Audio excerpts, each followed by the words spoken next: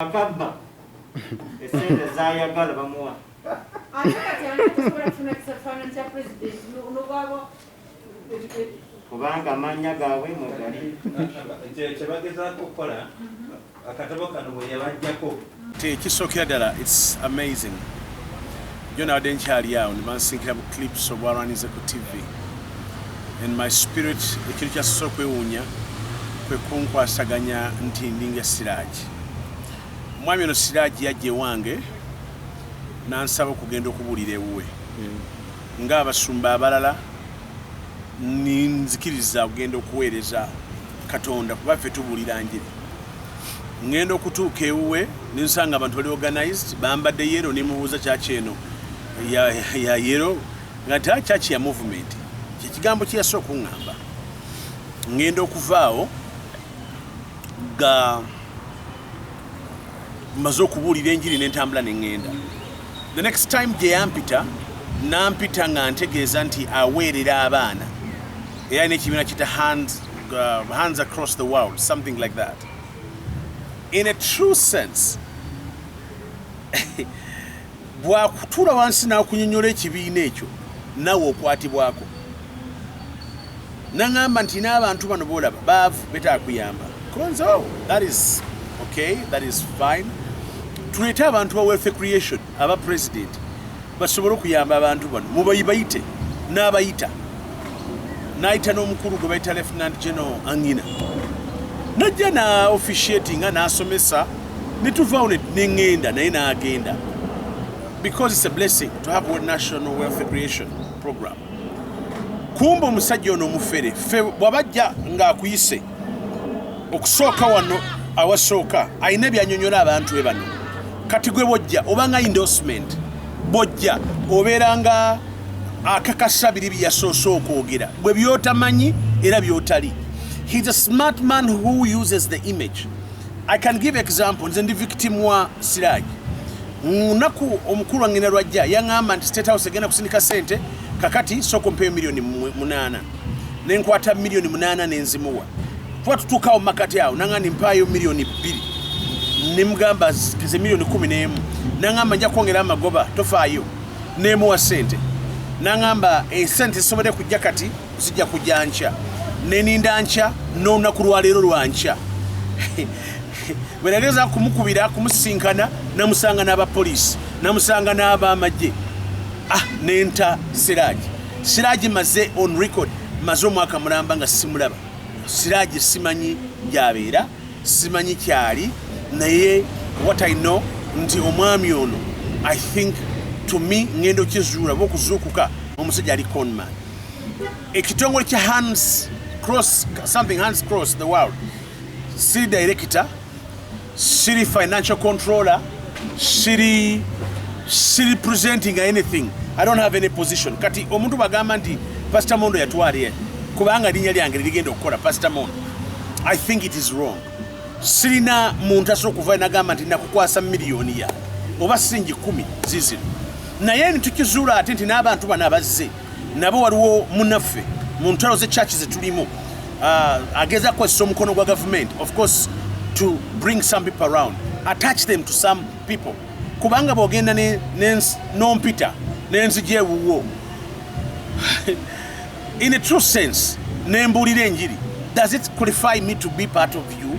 Bw'oba oli criminal nange nfuuka criminal kubanga simanyi bifa mu nnyumba yo ate si buvunaanyizibwa bwange okumanya ebifa mu organization mu kyaki ye. Nzija ng'omugenyi aze okubuulira n'okutambula n'eŋŋenda naye yankubiramu miliyoni 11 kati weejogerera ate amanya gaffe kusaasira n'abalala ge gali ku lutimbe lwa TV.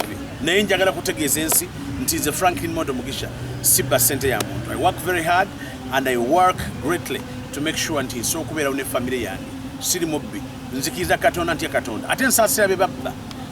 By the way, at one point abantu abamu bajja gyendi ne baŋŋamba bannange kino kifaanana bwe kiti abantu kiri omusajja atubba ne mbagamba bannange ebintu bya Siraaji mubikwase Siraaji n'abantu abankubira ne bagamba mukwataganye ne Siraaji kubanga nze byantikulako byali bingi byantikula yamalirako obudde. I feel so bad. That is what is happening. bankubideko essimu naga nti bansamunize and I'm okay, I'm ready with it kubanga I'm not a thief, I'm not a criminal. There's no need for me not to go when I'm summoned. I'll prove my innocence before the public, and I'll do that. So, see next simulation.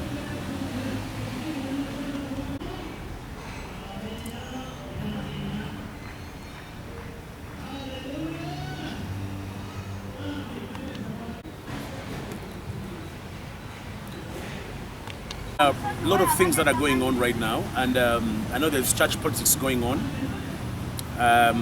We have our inside church Pentecostal wars. Regardless of Pastor Siraj's issue, we know there's a sponsor behind, and he's in Waise, but that is okay.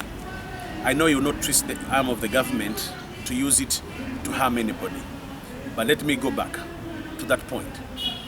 Siraj invited me like any other person to preach the gospel, which I did. If you went to Bomba and ask, they will tell you that I came to preach. There's no anyone who say that I told him to take him to the president. As who? I'm a pastor. I'm a preacher. I don't work for government. I don't have an ID. I've not shown you who I am. Then I work for the president. How do you say that you have worked for the president? But regardless of that, I support the president. I support the movement system. But Siraj is a user. He uses image of different people. He has used Betty Oliver Kamia, the minister. He has used me. He has used Kusasira. He has used different people. He invites you when he knows that you're prominent. But before you come, I think he solicits money from people, giving them different stories where you are not there. By the time you come, you speak the word, you pray, you exhort the people, you encourage them, and then you go as a preacher. When you go, he says, now you see us come, now this is going to happen to us. He's called a scammer, using people's image. Associating with someone does not identify me as a scammer. If I come to a thief's home, does it make me a thief? So to me, Siraj has managed to scam all of us. Personally, on the day we had wealth creation program, I gave him 9 million in the morning. He said the State House is going to give him money. In the next few hours, as the day went up, he came and said, oh, you're still there? Hold on a minute. Hold on.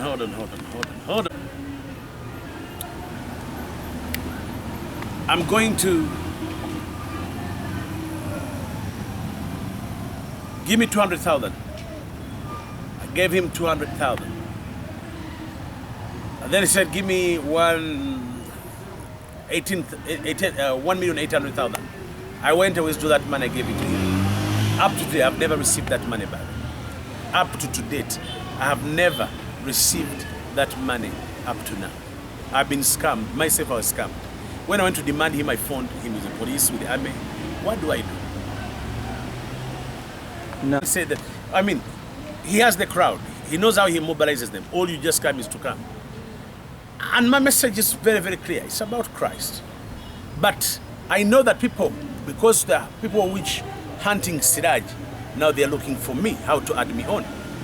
Okay. Here to talk about it because, I mean, I didn't want people to laugh at me. But they scammed me. So, I find it funny when someone says, I'm actually wondering,